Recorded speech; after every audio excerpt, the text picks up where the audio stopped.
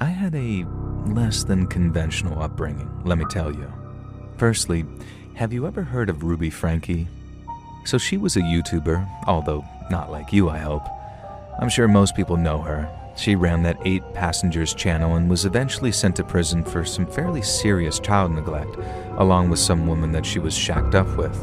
And they claim to be Mormons, but to my knowledge there's nothing in the teachings of Mormonism and the Latter-day Saints that tells people to be that obscenely cruel to their offspring. Obviously, I'm not one of the 8 Passengers kids, but when that story first came out, I followed it with utter horror. At times I was shaking on the floor, actually in tears, and even my hubby couldn't console me. Only a cuddle from my beautiful 10-year-old daughter could snap me back to reality. I'm a mom myself, and I cannot imagine in any universe treating my beloved daughter like that. The Ruby Frankie story didn't disturb me just because it was horrible, though. It disturbed me because it reminded me deeply of my own childhood. When I finally escaped that hell at 18, I always kind of assumed that I had a unique, one-of-a-kind abusive upbringing, but seeing the 8 Passengers story made me wonder how many other families like that are out there. Families who, for whatever reason, become their own kind of cults. People don't realize that dangerous cults are far more than just weird hippies wearing robes and killing actresses, or moving to Guyana and drinking the Kool-Aid. There are cults of personalities, MLMs, that are kind of cults, and there are social and political movements, some of which start off with the best of intentions even. But cult behavior is always cult behavior, and the more people get wrapped up in their own cults, the more they start to believe their own bullcrap. And this is what I can only imagine happened to my parents. By the time I was born, the parental group of my family consisted of Mother Cora, stepfather Jacko, Auntie Brady, and her partner Uncle Eric. And then there was Mama Charlene, who wasn't related to us by blood, but was the matriarch of our family unit. Now, I was the oldest of the 4 kids. We were all instructed to call each other siblings. It was Brother John, Sister Sabrina, Brother Roger, and me, Sister Krista. Now, if it sounds weird the way that I've written these names, that's because it was. This is how we had to address each other from as young as I could remember. If we slipped up and missed the prefix, we would be punished. For example, one day I was playing with Sister Sabrina and I called her Sabrina. Auntie Brady overheard this, dragged me from the room, and smacked my palms with one of those beach sticks that the adults always keep on hand for regular punishments. And there were so many rules like this, and as a little kid who grew up with them, I didn't really question them.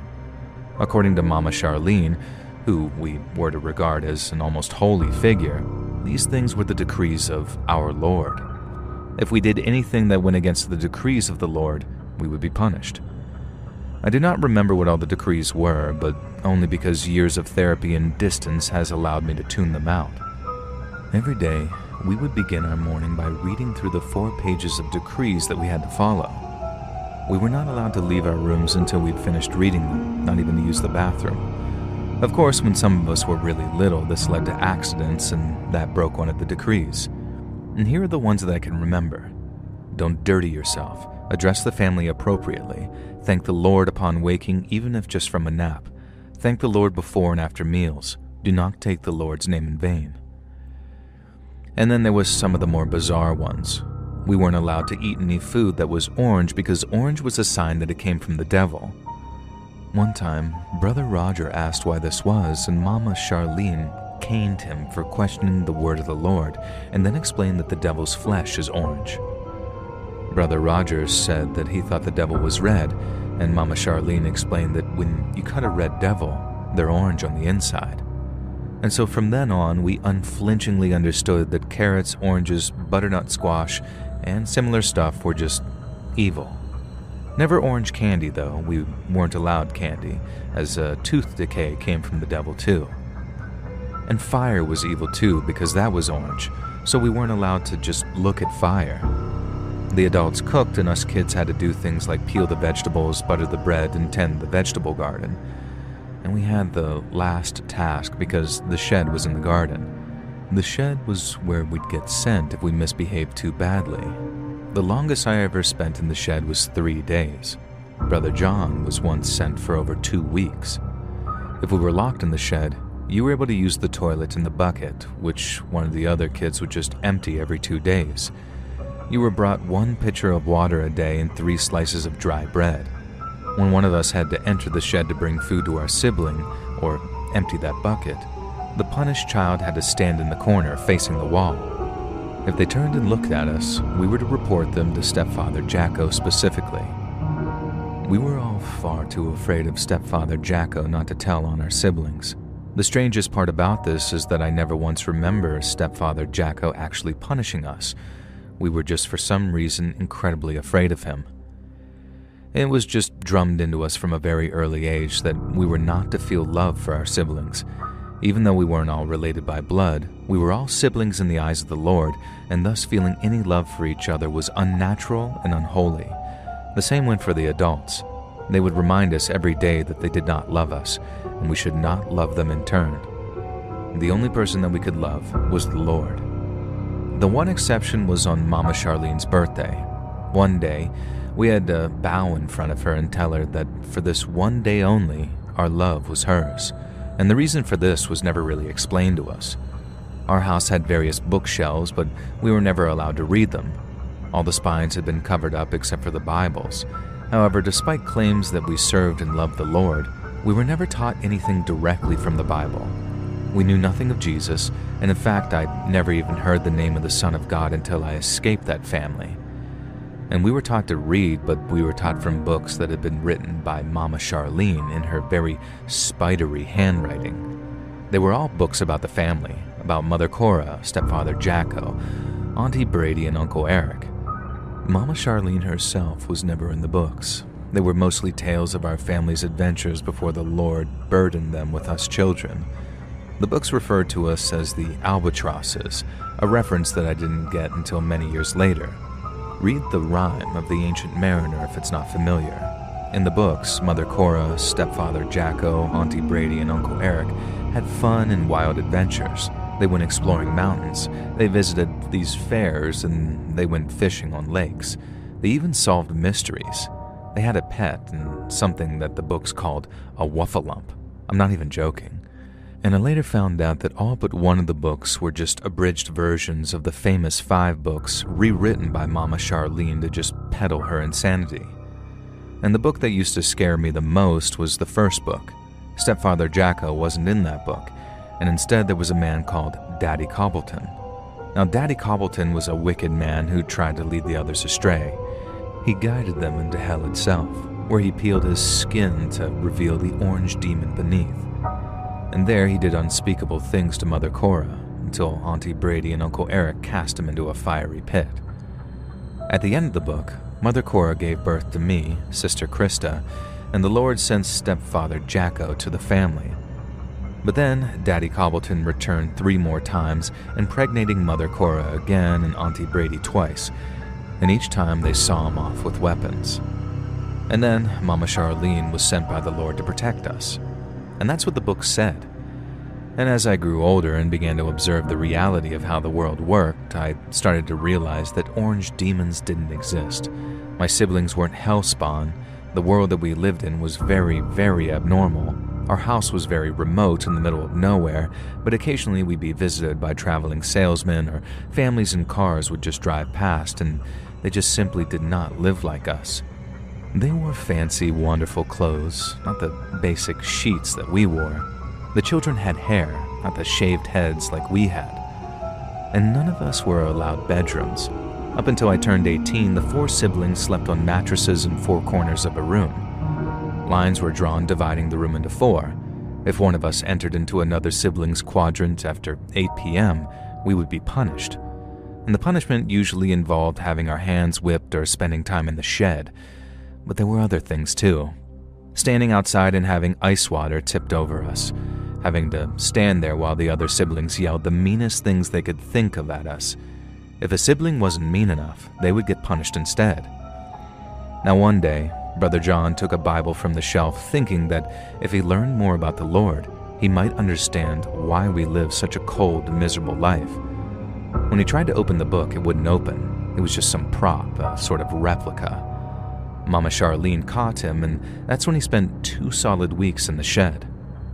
I genuinely cannot think of a single happy time from my childhood. We were encouraged to avoid human connection with each other. We were homeschooled, we had no toys, no TV, music was forbidden in the house, Sister Sabrina was caught singing once and all hell broke loose. The adults grilled her for hours on how she even knew what singing was, how she had learned to do that, etc. And she just said that she didn't know, it just felt like something that she could do with her voice. And as punishment, the adults made her eat a carrot. They told her that by ingesting the flesh of the devil, her voice would be forever cursed. It was miserable, just this daily drudge of bleak nothingness. Every day was exactly the same, and yet I rarely thought of escape. Other than the view beyond the high fence and the occasional glimpses of passers-by that we could see through the rare gap in the wood, we had no idea what life was even like on the outside of our little house in the middle of nowhere.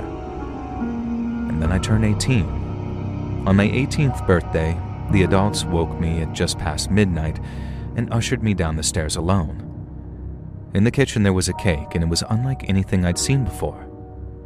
Apparently it was just for me. At first I thought it was some kind of trick, but the smiles on their faces convinced me otherwise. I sat down and took a bite, and it was like heaven. Mama Charlene told me that what I was about to hear was going to be hard. Nothing I learned growing up was real. The world was a cold, harsh place, and she was a radical psychologist who had found a willing family to help her with her thesis. She believed that raising children without the concept of love and following a set of incomprehensible and inexplicable rules, and then introducing them to the concept of love and reality at 18 when they were old enough to understand it, would lead us to live the most fulfilling lives possible. She promised me that she taught me everything I needed to survive in the real world. She told me that all of them loved me really, and they loved all of us kids. And in her words, this was her thesis. Robbing us of our childhoods would enrich our adulthood beyond anything any normal person had experienced. I'm sure there was some kind of logic to this in her head. I'm sure that there was some kind of reason why 4 other adults had agreed to put their children through the coldest, most unloving hell to help her study her theory. Then came the kicker. Mama Charlene said it was totally my choice. They were not evil people, but I was now 18, and they wanted me to stay with the family and become one of the parents. I would now be known as Mother Krista, and I would mother a child of my own. I asked how that would work if Daddy Cobbleton would return, and she said yes, but that Daddy Cobbleton took the form of different men. I asked whether the Lord had blessed all of this, and I asked if she thought that she was doing the Lord's work. And they all sort of laughed at that. I think that's the part that hurt the most. The one being that I had loved, the one savior I believed might one day save me from this hell, and they didn't even care about him. They didn't even believe in him. I kept my calm. I said I needed some fresh air, and I walked out the back door. I sat on the ride-on mower that we used to keep the lawn trimmed, and I crashed that mother effer through the fence and just kept on driving. It was the first time that I'd honestly seen the outside world. At that point, I flagged down a car, and they just took me to the nearest town and to a police station, and I just talked to them about everything. I expected my siblings to be saved and my parents to be arrested. But do you know what happened? They got a warning and 6 months of regular visits from CPS. It was ruled that nothing that they had done actually constituted child abuse. Apparently, lying to your children about reality itself is not a crime worthy of having your kids taken away. One by one, my siblings turned of age, and they too left the cult that was Mama Charlene's family. We reconnected and started building our own lives. The first time we all got together and said "I love you" to each other, the tears did not stop flooding. And after I left, the family did start treating my siblings better. The presence of CPS kind of forced them into being a little more honest. By the time my youngest sibling, Roger, had left the family, he said it was almost tolerable. I've never spoken to any of the adults again, and I never want to. Maybe they weren't as bad as Ruby Frankie and her evil friend, but the psychological harm that they did to us with their made-up lunatic cult is something I still feel today. And from what I understand, the 5 of the adults still live together. Roger couldn't quite bring himself to cut them off, and he visits them and gives me updates from time to time. Apparently, Mama Charlene is suffering from aseptic necrosis. One of the pills that she has to take for it, a sort of type of ibuprofen, is orange. And I wonder what the devil makes of that.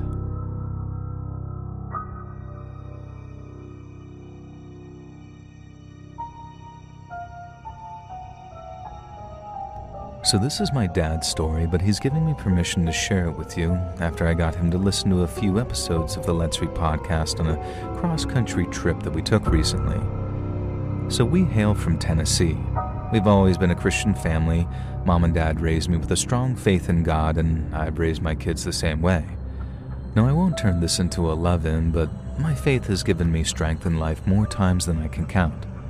The scariest and weirdest thing that's ever happened to my dad revolved around a church and a preacher, though.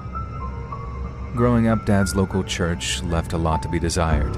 He lived in a small backwater town with a small backwater church, and while the town folk were plenty of God-fearing people, they didn't hold the local preacher in quite such high regard as they held our Lord and Savior. Dad can't even remember the old fogey's name, so we'll just call him Pastor Bake. Yeah, I know. Now, Pastor Bake was a pretty old fella in fairness, but old beyond his years, too. That's because he liked a bit of the sauce, you know what I mean? The local kids joke that he dipped into the communion wine, and Dad says that was pretty much true. One time, allegedly, he was so drunk during a sermon that he briefly fell asleep at the pulpit before snapping awake. He was a harmless guy, he couldn't say otherwise, but he hardly inspired passion and confidence in people. Especially not in 1970, when the Vietnam War was still in full swing, people were losing loved ones, and the state of the world was terrifying, and people wanted faith more than ever. It was kind of difficult to go to church on a Sunday morning and listen to Pastor Bake slurring his way through his latest sermon about some dry topic that barely had any relevance to the modern America. It was no wonder that attendance dropped until they'd be lucky to have 20 parishioners in attendance on any given Sunday. And then, the circus came to town. And I don't mean an actual circus, of course, although Dad does have some pretty cool tales to tell about a traveling circus that passed through one time. But no, the circus had a tent and a ringmaster, but there were no clowns or elephants in sight. It was one of those pop-up tent revival churches. It had a portable organ with a young and hip organ player, and it had a choir who would raise the proverbial roof. And most importantly, it had Pastor Trent. And if you've ever seen any movie or TV show that has a charismatic, larger-than-life pastor who throws himself around the stage, evangelizing the Word of God with enthusiastic abandon, then according to Dad, you've only seen half of what Pastor Trent had to offer. He was everything that Pastor Bake wasn't. Young, energetic, stylishly dressed, dripping with faith in the Lord, and most importantly, sober. The way Dad describes him, you'd almost picture Jesus himself. He had long hair that flew wildly as he gesticulated in his passionate sermons. He never claimed to be a faith healer, but he'd lay hands on the sick and elderly and they would swear that they felt better. Dad says that Mr. Rockford, whose hands had been crippled by arthritis, was able to reopen his store for another 3 years after Pastor Trent shook hands with him. Now, you might think Pastor Bake would have a problem with Trent setting up his tent revival in the nearby field, but even though attendance dropped to 4, including the organist, he seemed to appreciate the break, according to Grandpa's friend Steve, who still attended. Everyone else, though, was completely won over by Pastor Trent, and from the way Dad tells it, who could blame them? Now, bear in mind, Dad was a 16-year-old boy at this time, and even the most well-behaved Christian teen has other things on their mind than going to church all the time. But at least the way he remembers it, Dad would actively get excited about going to the tent revival each week. And then, one Sunday, something weird happened. Pastor Trent was doing his usual energetic routine, talking about how God loves us, how he's watching over the soldiers overseas and his soldiers in our country. And then Trent gets very quiet. Just full silence falls over the tent. Dad swears blind on his life that it felt like the heat in that place started creeping up and up and up. I mean, sure, it was summer, and they were in this big canvas tent and it was standing room only, but it had never been that unbearably hot before. You could see people starting to sweat. Old Mrs. Crabjoy even wobbled against her son-in-law and looked like she might actually faint. Pastor Trent froze at the front. He gripped the sides of the platform and looked up, and to the left, it was almost like he was listening to somebody that nobody else could hear. Dad says that you could have heard a pin drop. Nobody wanted to break the silence. Nobody even coughed. And then Pastor Trent clapped his hands together, making half the congregation jump. He started to say something and then stopped, like the words caught in his esophagus. He clears his throat and started again. "It's time for the church to move on," he said, and these murmurs ran through the crowd, and this Pastor Trent waved his hands to settle everyone down and then announced that next week would be the final service before they moved on from the town. Of course, everyone was devastated and nobody knew why.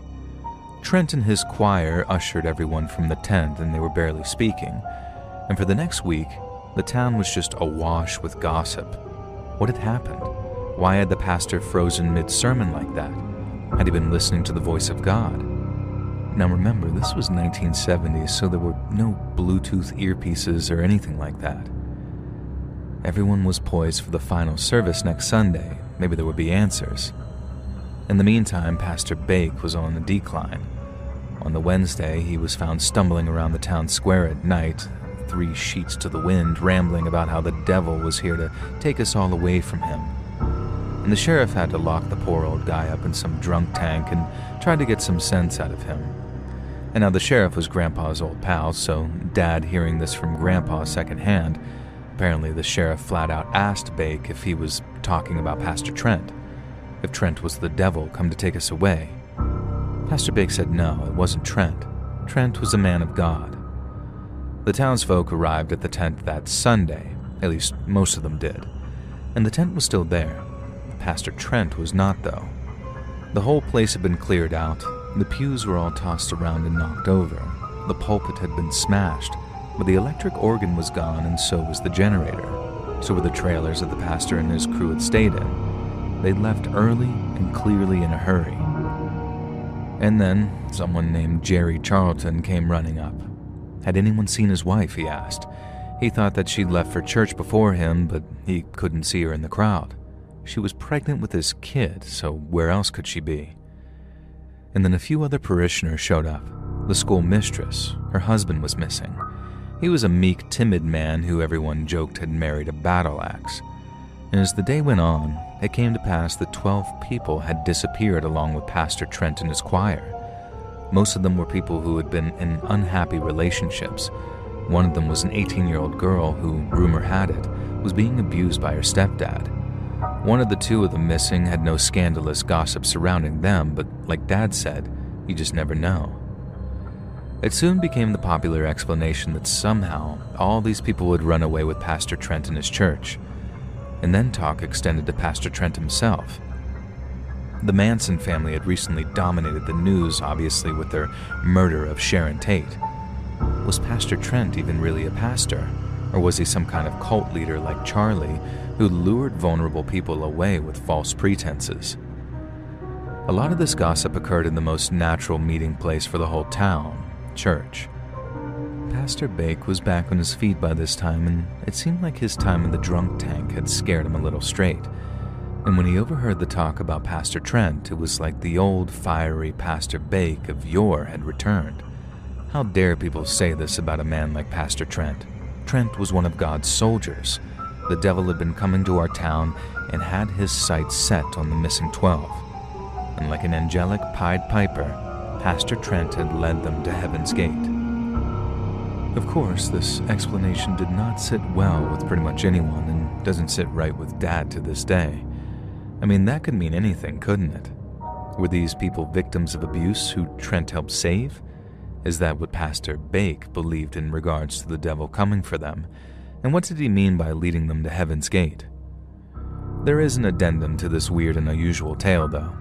Everyone who disappeared was a grown adult, and there was no evidence of foul play. Given the volume of people who disappeared and the testimonies that they all had troubled family lives, the cops weren't prepared to treat any of it as a missing persons case. But Jerry Charlton wouldn't leave it at that. and he scoured the damn country looking for Pastor Trent and his tent revival church. Every time he returned home, he had absolute murder in his eyes, vowing that whenever he found Trent, he would demand answers about his wife and then send the man to the Lord himself. It took him almost 8 years, but he found them. None of the missing people were present at the tent revival. But not only that, Jerry Charlton refused to talk about what transpired when he finally met Pastor Trent again. All he would tell us is that Pastor Trent was a man of God, and that wherever our missing loved ones were, they were in a better place. Dad's theory is that Pastor Trent and his choir were running some kind of underground railroad for victims of domestic abuse. I've heard of traveling tent revival churches doing similar things, albeit many, many years later. I think I agree with Dad. Pastor Trent was helping people escape their bad situations, and maybe Pastor Bake even knew about it. And that's what he meant about the devil, because maybe all those people who disappeared were at the end of their rope, so to speak. But even if that is true, even if Pastor Trent did lead these people to a better life, it still chills me to think about it. Because Jerry Charlton had murder in his eyes every single time he set out in pursuit of that church. And then when he finally found Pastor Trent again, he returned a changed man and would never speak about why. There's one thing Dad and I know for sure. Whatever happened between Jerry Charlton and Pastor Trent, it sure as heck put the fear of God into him.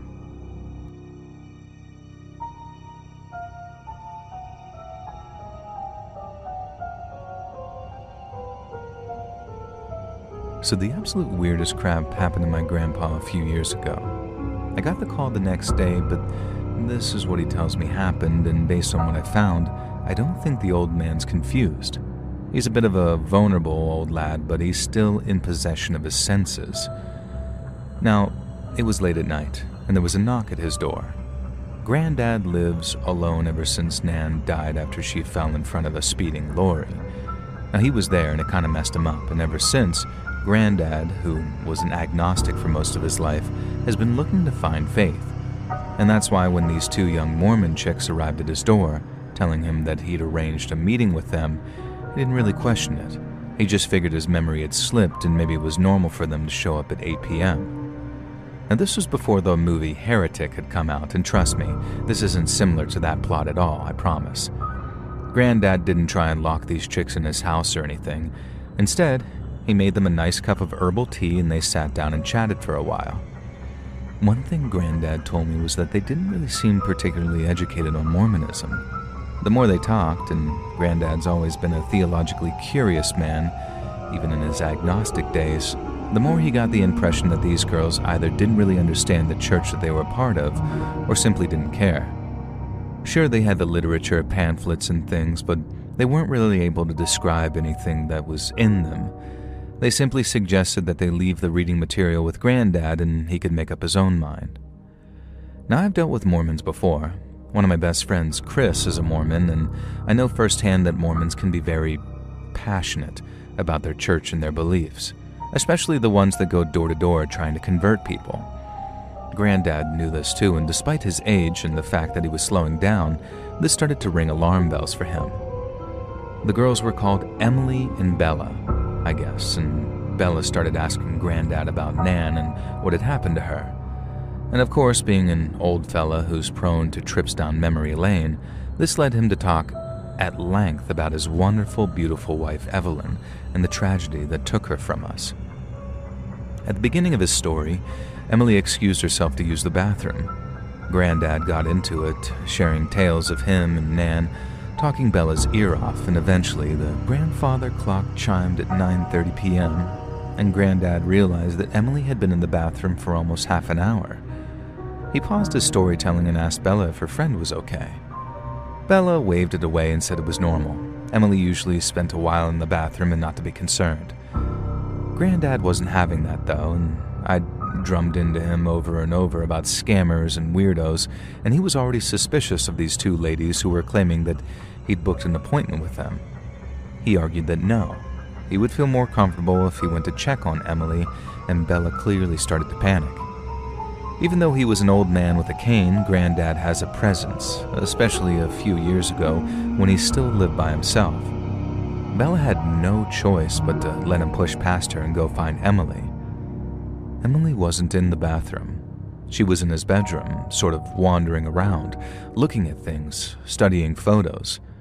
Nothing inappropriate or anything he could accuse her of, but enough that Granddad really didn't want her poking around and asked the pair of them to please leave. Weirdly, they were almost too happy to go, and they left a bunch of pamphlets and literature for him to read when they'd gone. He went to sleep and had a pretty fitful night. He spent the night dreaming about hell, he says, and he kept waking up convinced that someone was in the room with him, and the "Lord will save you" kept bouncing around in his head. The next day, he called me over and told me everything. I was baffled. We searched the bedroom, and it didn't seem like they'd stolen anything, but I found a little black speaker stuck under one of the shelves. And then there was another by the headboard of his bed, and a third stuck inside a bedside drawer. They didn't seem to do anything, though, and they didn't appear to be listening devices. They were just speakers. Now next, I looked at the literature they'd left behind. The girls had told Granddad that they were Mormons, but this literature certainly didn't belong to the Church of Jesus Christ of Latter-day Saints. Instead, it was a strange fringe offshoot of the Latter-day Saints, purely local, and based on a quick Google search, they were not held in very high regard at all by our local Mormon population. In fact, a handful of former members said that they were basically a cult that tried to convince other people to make the church sole beneficiaries of their wills. One common through line I found with a few people who talked about this extremely fringe church is that their frail elderly relatives had all talked about having dreams in which the Lord told them that the path of the church was righteous. Some even said angels were speaking to them. I had a theory. That night I stayed over at Granddad's. He slept in the spare room and I stayed in his room working on my laptop until the early hours. Sure enough, at 1 a.m., the 3 hidden speakers crackled into life. They were simple, pre-recorded messages telling the recipient that the end of the world was nigh, and they could secure their place in heaven by joining this fringe church and signing over their worldly goods to them. It's a pretty known scam, but I never heard of one that actually uses audio props and targets elderly folk in such a sinister way. Obviously, we called the authorities and they took the speakers away and interviewed members of the church. No members of the church matched the description Granddad gave of Emily and Bella, so our theory is that they hired actors and crooks to play these roles, just so the church could deny all knowledge. Sadly, the investigation never went anywhere, and while Granddad avoided being a victim, I'm sure that there were other vulnerable old people who joined the cult, church, and spent the last days of their lives in poverty, waiting for a salvation that would simply never come.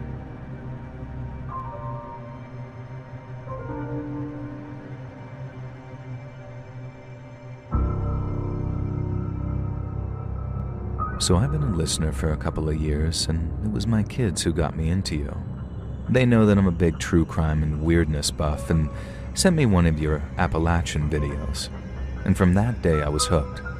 My girls keep harassing me to send you a story of my own, and I was always thinking, well, I never got stalked along the Appalachian Trail or kidnapped from a Walmart car parking lot or flying kicked by a homeless bum, so what can I share? And then they said, well, Mom, weren't you in a literal freaking cult in school? And hey, I guess I was. Maybe it's not as glamorous as that makes it sound, but I did go through an absolutely crazy, terrifying, unusual incident when I was at boarding school.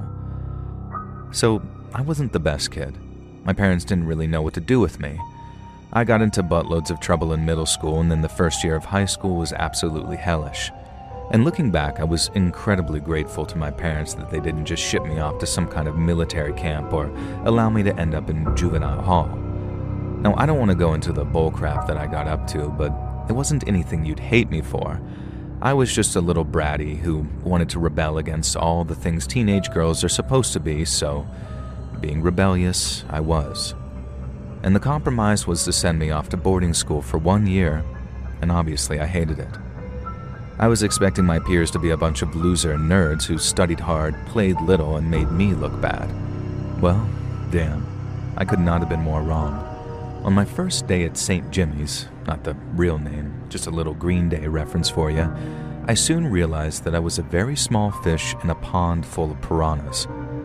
Now these kids, they knew how to be troublemakers, and I was honestly humbled. Any sensible kid would have kept their head down or maybe begged their parents to come pick them up, crying that they'll be good, I promise, just don't make me stay here with these lunatics. Me? No. I wanted to impress these guys. And when Laura, a absolute terror in my class, threw a chair and broke the window, I didn't want to avoid her. I wanted to be her friend. And when Brianna smuggled a townie boy into our dorm and, well, pretty much effed him, I didn't want to turn a blind eye to that. I wanted to help her cover it up.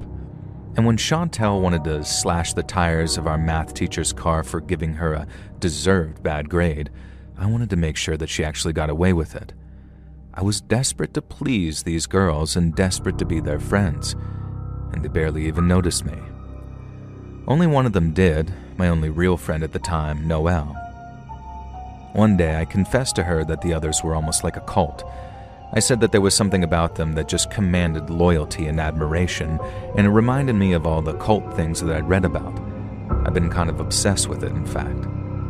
Noelle looked at me very funny and said, "You know why that is, yeah?" And I didn't, so I asked her. And that's when she told me. They were a cult, and they even worshipped a certain god older than time that she daren't name even. And if I promised not to tell anyone about it, anyone at all, she'd get me into their next meeting. Now, I didn't believe in ancient gods and all that kind of stuff, of course, but I did believe in the power of human persuasion and hysteria, and even as a teen I was fascinated by it. I was fascinated by the way people manipulate others and the concept of sociopathy and narcissism and peer pressure. I was also the biggest stan of The Craft, a movie that my parents swore was the reason that I'd gone all wayward. Now it wasn't, but I did still love it. So how could I turn down the opportunity to join these girls and try to get an insight into what could be the very beginning of an honest-to-God cult? So I nervously followed Noelle out of our dorm in the middle of the night and avoided the night monitor. And then we snuck barefoot across the grass to the old caretaker shed, which somehow Laura had the key for. I stepped inside to this sort of mix of incense, candle wax, and underneath all that, the obvious smell of weed. The other three girls were handing out a joint, giggling, and they were sitting around a book that sat open in the center of the shed with 2 spaces for me and Noelle. Now, long story short, the girls told me that they were acolytes of a demonic presence called Anti-God, and they called themselves the Sisters of Sleep. Now, if this sounds familiar to you already, bear with me because, yeah, the thing you're thinking of is exactly where they got it from. I hope it's not a spoiler at this point to reveal that it wasn't really an apocalypse cult, and we weren't really serving any type of anti-god. Noelle and I sat around the circle, and they rambled on about the Sisters of Sleep and how we had to do what anti-god commanded us to. The first task was that I had to cut my hand and drip my blood onto the sacred text that lay in front of us. They said the book took different forms of whoever looked at it, and the book that we saw before us would shape our future. Now for me, it was a copy of Jane Eyre, and now to this day I've never read Jane Eyre. And so I actually cut my hand and bled onto what I'm sure was the school library book of this Jane Eyre. And then Chantel made a big display of throwing her head back and rolling her eyes back into her head. The anti-god was speaking through her and telling her the task that he had for us next. Noelle leaned in and whispered that this was totally normal. Now, of course, I wasn't a complete moron, so I wasn't buying any of this.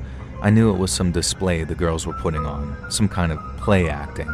But here's the important thing. They were including me. These cool, edgy, outcast, badass bitches were bringing me into their inner circle. And let me tell you, acceptance and trust is more powerful than any demonic ritual or cursed copy of a Charlotte Bronte novel. The diabolical act that the anti-god wanted the Sisters of Sleep to do next was to key the principal in Dr. Lanahan's car. I wasn't at all surprised when, speaking through Chantel, anti-god decreed that I, the new girl, should be the one to do it. The others wanted to test my loyalty to their group, of course, and hell, I'd done worse things than key the principal's car in my time. What was the worst that could happen? I'd get kicked out of a school that I didn't want to attend anyway? But I didn't get kicked out. I keyed her car that night, accompanied by Noelle, who kept watch, and she told me to write "The Sleeper Awakens" on the door.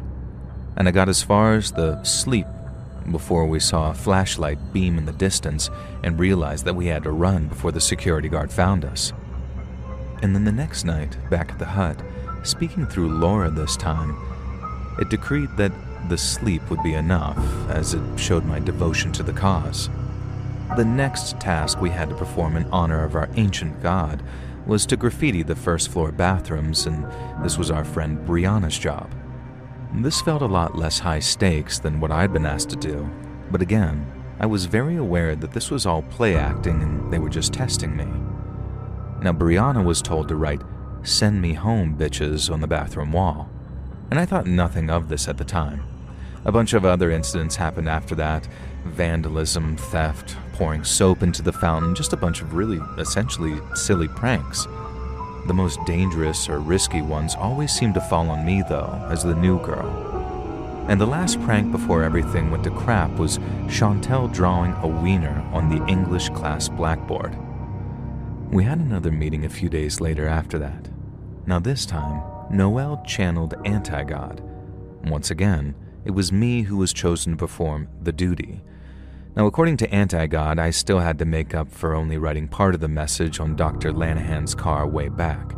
Now, I should note here that Lanahan had been absolutely fuming about the vandalism. Called a special assembly and everything, and if the culprit was found, there would be absolute hell to pay. Now, via Noelle, Anti-God told me that I had to blow up one of the chemistry labs. Now, hold on a second, I thought. This was escalating pretty quickly, and besides, I had no idea how to blow up a chemistry lab. That's okay, Laura said. Anti-God had pointed her to a book that would show me how to make an explosive using chemicals that I could find at the lab itself. How convenient. I really didn't want to do this, and this was obviously too far to go for an imaginary cult that I didn't even slightly believe in, but just wanted to fit in. These girls were so persuasive. They talked about things anti-God would do to me, but they were obviously talking about themselves. I don't even want to repeat them here, but these delinquents made it clear in no uncertain terms that if I didn't go along with their plan, they would do very, very bad things to me. The next day, Noelle took me aside, and she confessed to me that, of course, anti-God wasn't real, and the whole thing was just some setup. It was, in fact, some crap that they'd gotten from a movie called Prince of Darkness that they'd all watched last Halloween. I still never watched that movie either. It's still on the pile along with Jane Eyre and one other thing that you'll find out later. Now, I told her I knew, but that I really wanted to be friends with these girls. Noelle told me that's how it all started with her, too, and how she was essentially trapped, she felt. If she didn't do what they said, they had blackmail material on her that would not only ruin her, but shame her parents and possibly even land her in jail. Now, we talked for hours that night, and with Noelle's guidance, decided that the only real course of action was to set the explosion in the chem lab. So I did. Obviously, it didn't blow up the whole room or anything, it just caused a fire in the chem lab that did a little bit of damage. Laura had done her homework, and I forget the details, but I was able to set up a chemical reaction that gave me enough time to get quite far away from the classroom before it went off. And with Noelle and the other girls keeping watch for me, there was no chance of me getting found out. So that caused some chaos at the school for a few days. Everyone was focused on who'd blown up the chem lab, why anyone would do this, etc.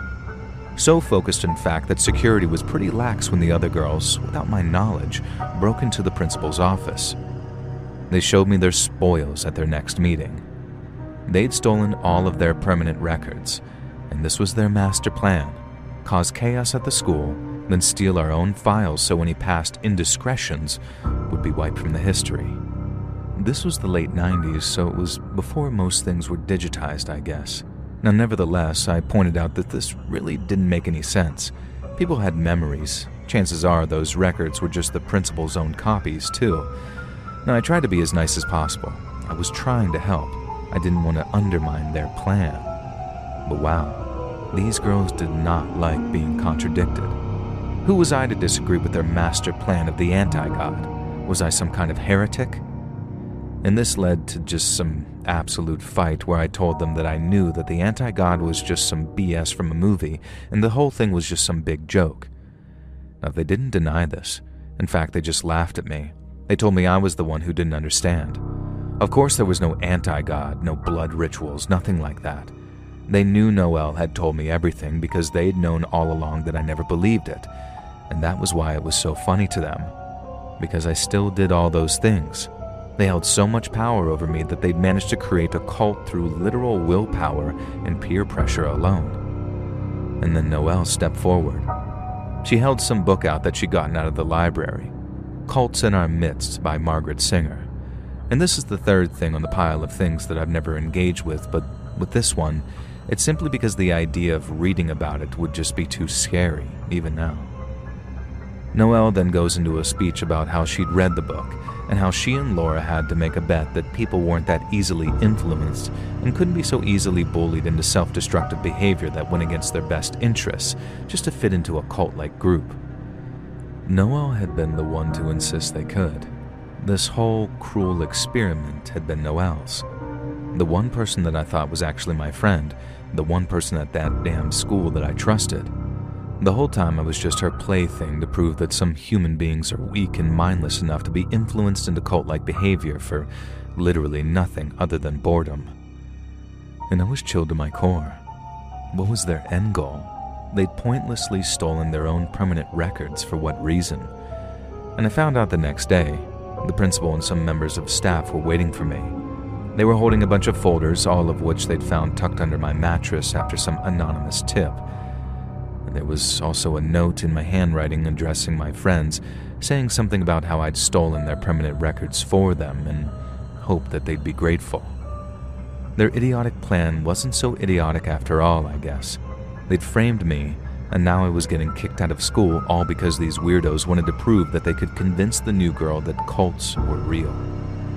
And I guess when I didn't fall for the anti-god crap, they just modified their approach and decided that bullying and peer pressure was close enough to cult-like behavior. And when you think about it, I guess it kinda is. I got kicked out of that school and began the most depressing, bleak period of my life. My parents didn't believe me, of course.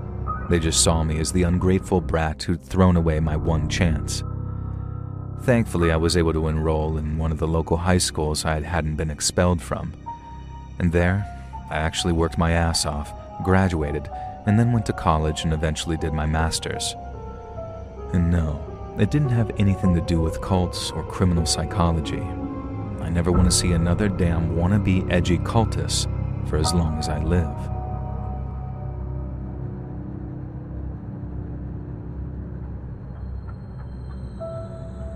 Now I need to be careful with what I say here because I don't want to bring hell itself down on me again. This was one of the most terrifying things I've ever gone through, and I don't want to risk even the slightest chance of the same people getting mad. Because, let me tell you, these people are horrifying. They're worse than anything you'll find on the dark web, and I would rather walk down a pitch-black street in the middle of Birmingham, naked, painted in day-glow paint, than have to face these horrors again. Now let me explain. I used to post a lot on Twitter, like terminally online a lot. I was one of those annoying bints who have an opinion on everything. Main character of the day? Best believe that I was there giving my 2 pence. Remember that bean dad guy who wouldn't give his lass a can opener or whatever? I barely remember it, but I do remember that I wrote a 7-tweet thread about the guy. What else was there? Oh, the black and gold or white and blue, that dress, Yanny or Laurel. I used to tweet at bloody Stephen Fry and Neil Gaiman like we were pals. Yeah, that second one aged right well.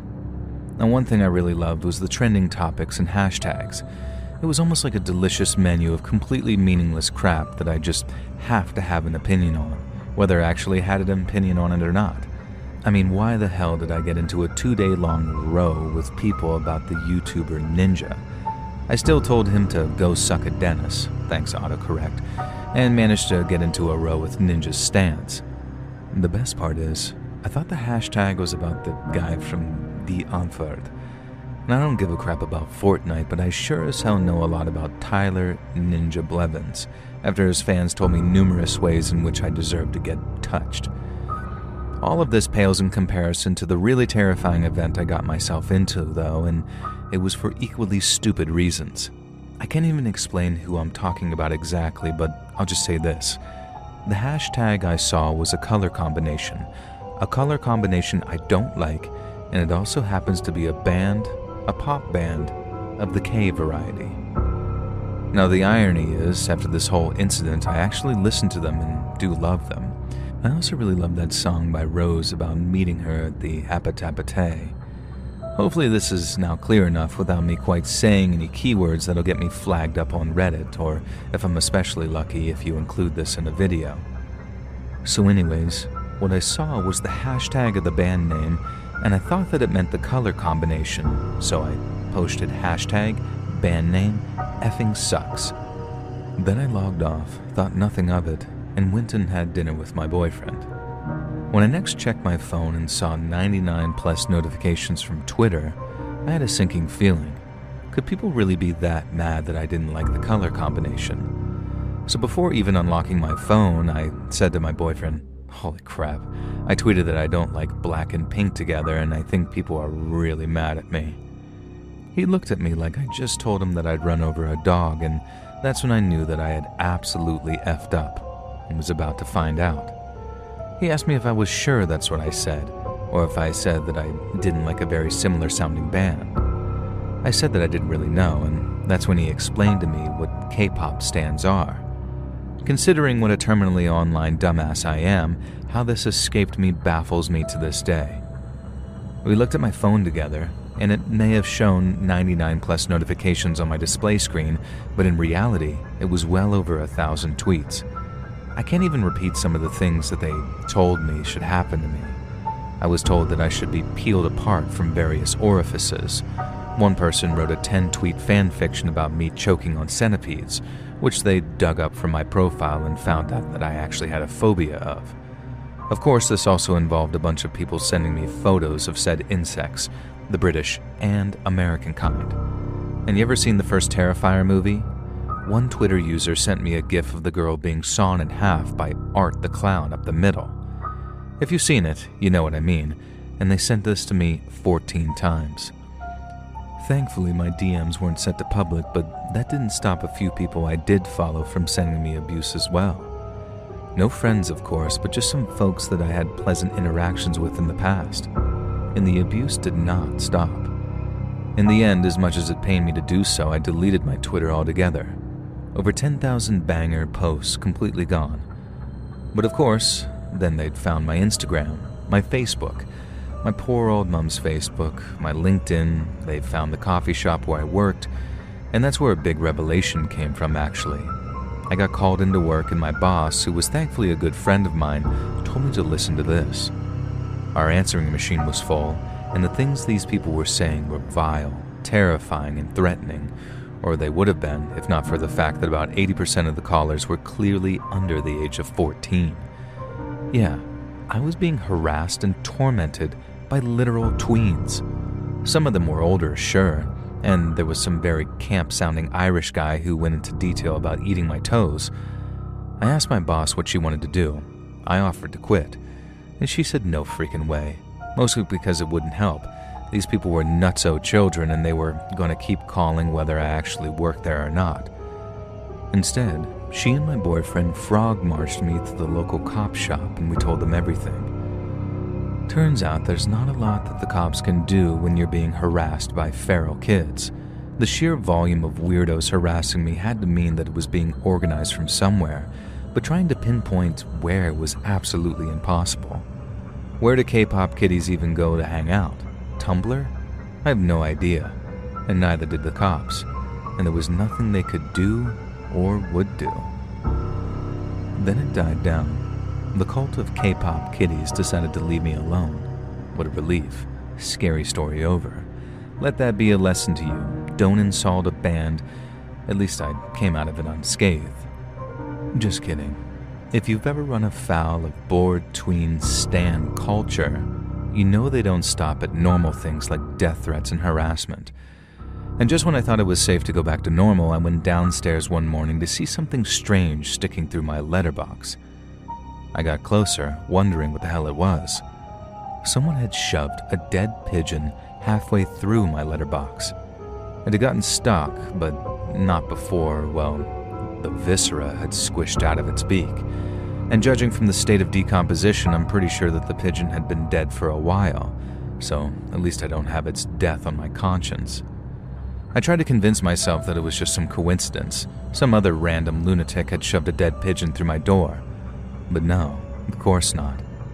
When I extricated the cadaver from its resting place, I found a black and pink ribbon tied around its neck. There was no question, and surely this wasn't some little kid. Of course, we told the cops, who dusted for fingerprints and all that kind of stuff. I don't know if they actually dusted the letterbox or the dead pigeon or what, but unsurprisingly, they found nothing. And that same day, my boyfriend got a Ring doorbell, and I guess that scared them off because nothing else happened at our home. Unfortunately, this wasn't the end, though. One day, I was on the other side of town picking up some supplies from the coffee shop that I worked at as an assistant manager.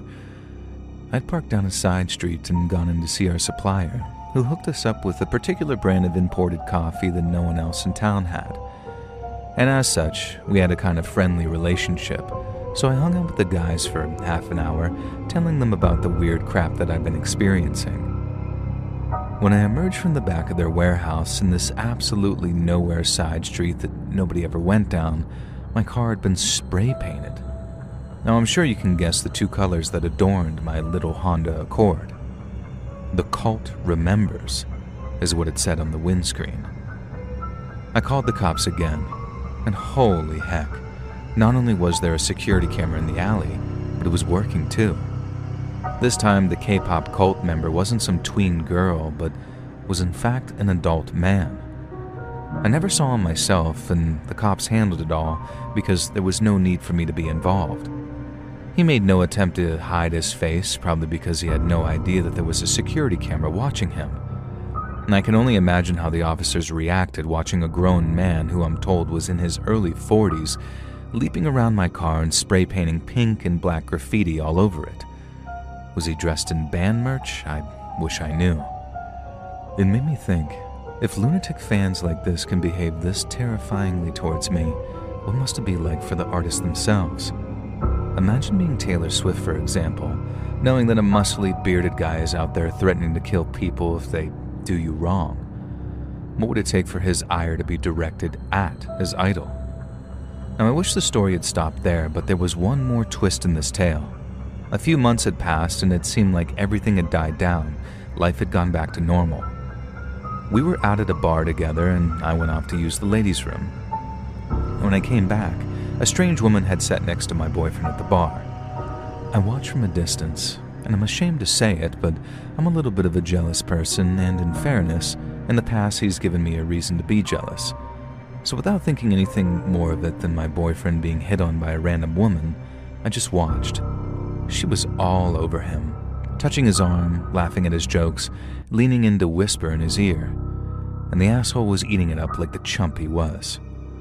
I watched, looking around the corner of the corridor leading to the loos as this woman reached down and began fondling my boyfriend. He didn't resist. He let her take a sip of his drink even, and then she leaned in and licked his frickin' ear. I just crept closer, and that's when I heard her say the thing. She said, "How you like that?" And it didn't hit me at first. Despite being a victim of stans, I didn't really pay attention to their music. But then the woman, kissing my boyfriend on the side of the mouth, reached into her purse and pulled out a little card. A two-tone card. You guessed it. Black and pink. She tossed it down in front of him and walked away, but not before tipping me a little wink. So the cult of the band's stans had finally gotten their ultimate revenge. One of their nutjob fans had seduced my boyfriend right in front of me, and this sweetie little asshole had been enough of a horny freak to fall for it. The message was very clear and succinct. You play with fire, you're gonna get burned. But consider this.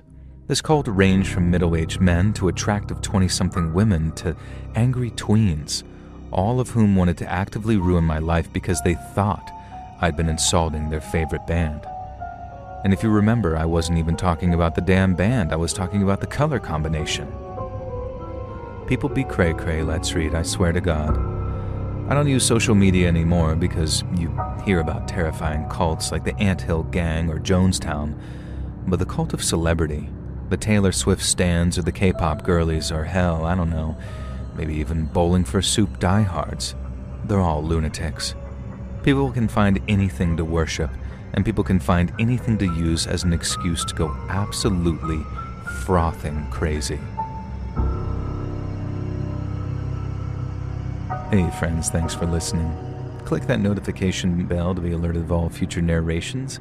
I release new videos every Monday and Thursday at 9 p.m. And there are super fun live streams every Sunday and Wednesday nights. If you got a story, be sure to submit them over at my email at what the fuck am I doing?